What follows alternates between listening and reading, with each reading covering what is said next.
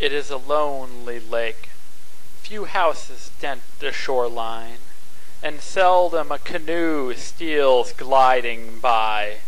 Often toward twilight we slip down through the bushes to the lake, and let it sink into our thought. So lonely it is, so intimate, so undemanding. It seems to crave our sympathy, and yet it has its own inherent life, especially with the birds. A flight of swallows dips and veers, mirrored in its placidity. We cannot hear them, yet we feel sure they twitter to each other in lively gossiping. How different the white, slow, circling gulls with steady wing beats, powerful, impressive, plodding, it almost could be said of them, and harsh of voice, unsociable. The loons, they don't come often, are even more aloof, but never stolid. They have a charm of wilderness that enchants us, dark velvet with flecks of white, as a field glass tells us on the unrippling silver of the lake. In twos and threes they calmly sit and drift, so shy, so restful. The heron, standing still among the reeds, is always alone, not idle, concentrating.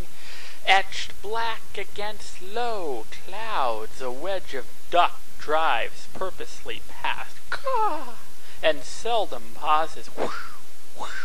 A hawk swerves back and forth round the clumps of bayberry and dwarf pines, but the most dramatic sight of all is when a score of noble Canada geese, diverted from their long flight to the south, choose here their resting place. Proudly they settle, and with dignity dispose themselves to forage. They are like English lords, correctly dressed for dinner in their black and white and gray, even when they dip their beaks to feed, exposing glints of fluffy tails. They cannot seem indurious. Once, memorably, an otter came, and we for weeks through glasses watched him dive, lie on his back, and otherwise disport himself. And yet the lake is not mere passive background. It has a gaiety of its own. Its slender reeds and tufted grass are delicately patterned against the silver ripples as they sway to the soft impulse of a languid breeze. Bright water flowers in clusters rise boldly from the shore, tall, pointed, loosestrife with purple knots of tiny blossom set close around its spires. Around them thread the dragonflies, thick blacks and blue. In August the pink mallows loop the bank with crinoline fluences. It is not special times of days or changes of the season that most endear you to us, lonely lake. Like Cleopatra with her infinite variety, you fascinate, enthrall us.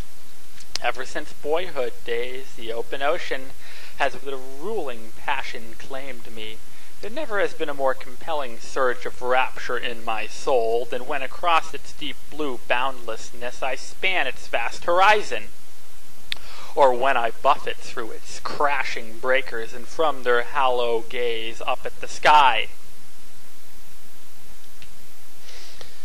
Yet now, growing older, often I'm glad to shift into this new delight, this harbor of declining years, that infinite nature opens to her child, that infinite nature opens to her children. I shall not ever tire of you, kind lake. Oh, that I am sure, by day, by night, in tempest or in calm. I watch the changing lights and shades that pass and vivify your beauty, your glass, the flowers and trees, the birds and clouds, the dawns, the noons, the sunsets, and the stars. Whenever I gaze at you or think of you, in heart and mind and body I respond, as to the greeting of a cherished friend.